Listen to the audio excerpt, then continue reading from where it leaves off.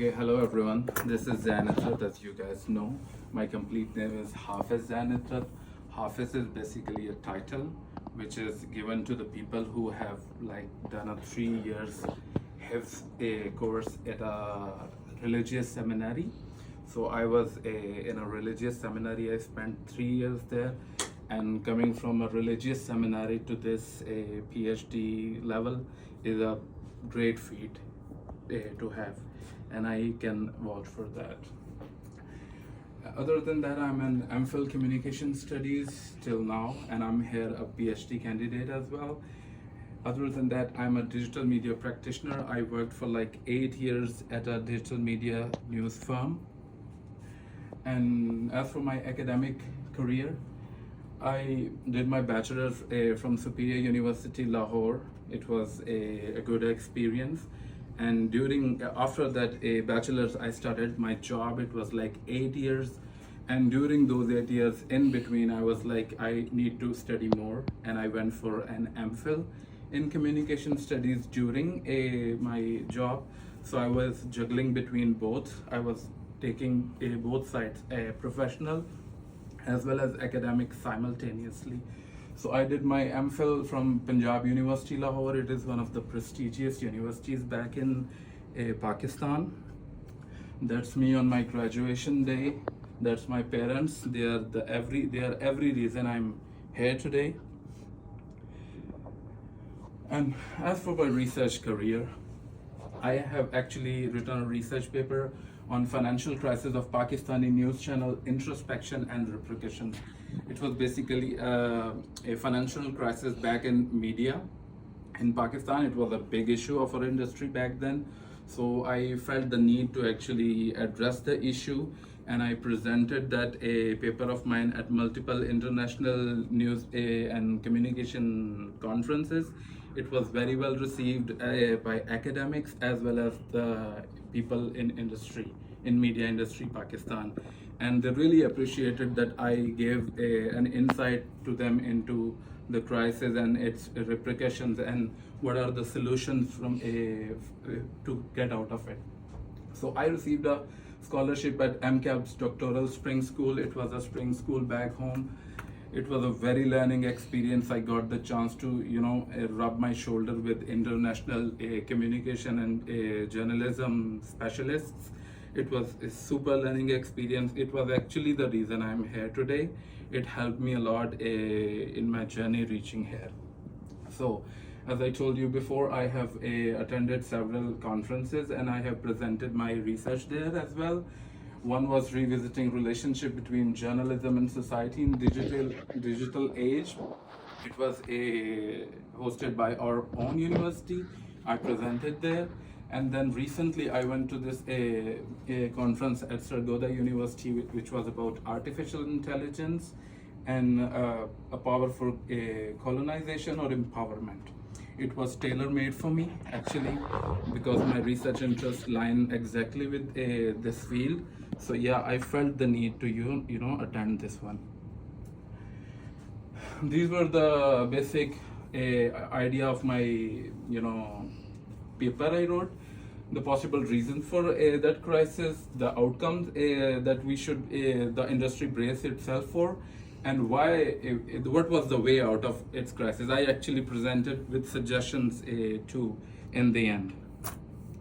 Here is me at that doctoral spring school. As I told you, it was super learning experience, rubbing my shoulder with international faculty and local and international communication scientists of great stature. As for my professional career, I actually worked, as I told you, for 8 years for this. Siyasat.pk is a website, news website in Pakistan. Siyasat in Urdu means politics. So it was a political news forum. Sorry. So it was a political news forum. So it was very learning experience. It took me to places I could have never imagined. It opened many doors for me. And after that, I actually did a 1 year work at this Trends Pakistan. It was a startup. I worked for them for like 1 year. And apart from that, I did this Arfa Karim Foundation. It was an education charity. So it was more of a, volunteer work. It was also a good experience. That is me at my Siyasat.pk office. And guess who's that? He is the former Prime Minister of Pakistan. He is in jail. He was not in the right books of military, so they put him to jail. So I actually, during my work at Siyasat.pk, got the chance to interview Prime Minister Imran Khan for like 2 times. It was an amazing experience. This was at a rally, and this one at his residence in Islam. As for my research interests, see, I have a background of politics and digital media, and I'm a very, a active user of social media, so I know how social media actually treats us. Other than how we treat it, it actually treats us back as well. They say, I was in the technology class and the professor was saying that we create technology and it in return creates us. It is a reversible, it is a two-way process. We create technology and technology creates us. So how AI is creating us? It is basically the digital media algorithms. We consume whatever we consume is decided by AI. They tell us what to consume. We thought that it was News Corp. Back in the days when there was traditional media, we thought that media controls everything. News Corp is the biggest media conglomerate. All the channels are under it, and they are controlling the narrative. So since social media is here, we will be more independent. It will be a more democratizing force. It won't be agenda setting, but more of a uses and gratification idea. But that was not the case. The algorithms are actually doing the same for us. So this is I am actually connecting all 3 things: digital media, AI-based algorithms, and the effects on politics of it. I have like 3 to 4 paradigms which I'll be interested in during my research. The first is impact of AI-based algorithms on public opinion, discourse, and decision making. As I told you, we are being influenced by AI, and that AI is being run by big media giants. Earlier it used to be mainstream media, now it is a digital media giants like Meta, Twitter, and whatnot. And effects of AI-based algorithms on political opinion and preferences. This is election year. Meta is having a busy year this year. 2 minutes. Yes. Meta is having a busy year this year because it is election year. AI is at work, and that AI is actually being controlled by who? The media owners. They are the people who are actually manipulating all those algorithms to influence our political choices. The elections are actually being stolen within our brains without us even realizing. We have all seen that we have all seen this Cambridge Analytica scandal, how they have been harvesting our data and using it against us. So yeah, these are the areas I'm interested in. The theoretical framework I'm thinking at is technological determinism, agenda setting, and political economy of mass media. I'll be going for in-depth interviews, apply IPA method on it, and then a quantitative part of survey research. It's a mixed method approach, basically. As for my future plans, I will continue in my academics and maybe become a lecturer and go for a postdoc.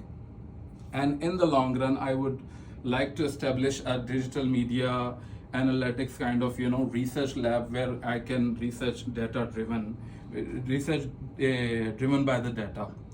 Thank you so much. Any question? Anyone? Do you plan to establish this lab here in the US or in Pakistan? It depends. It is too early to say anything.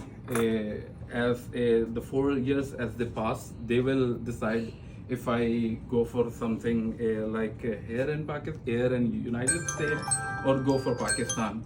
There are good chances that I might, go back, but you never know. Any other questions? No, you go ahead.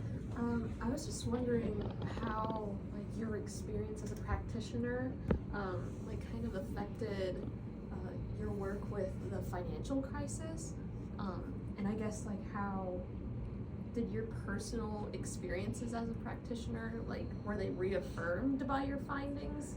Actually, my research was related to news media, the traditional one, the TV channels actually. I was working for digital media. Actually, we were the reason they were facing this crisis. Digital media, the digital shift was actually the reason they were facing this crisis, because their model of a business model was flawed. They were relying heavily on government advertisement and other advertisements. People were not, TV. No one watches TV anymore.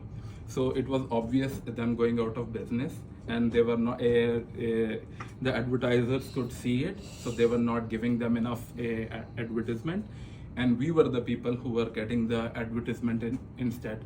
So actually, I myself didn't face it, but I could see it happening. Especially my colleagues, my friends, they were in mainstream media. They were my respondents in this research. All my colleagues, all my class fellows who were working in the mainstream media. So I had a good resource to learn from them. So yeah, digital media actually was not that much affected. Yeah. Anyone else? This isn't a question, it's more so a statement. One thing he's failing to mention is how incredibly good he is at arcade fighting games. We went to the esports lab the other day, and he exposed me for the amateur that I am. Yeah, valuable lesson that I learned. That's not something I could mention here. I'm super good at video gaming as well. No kidding. Thank you.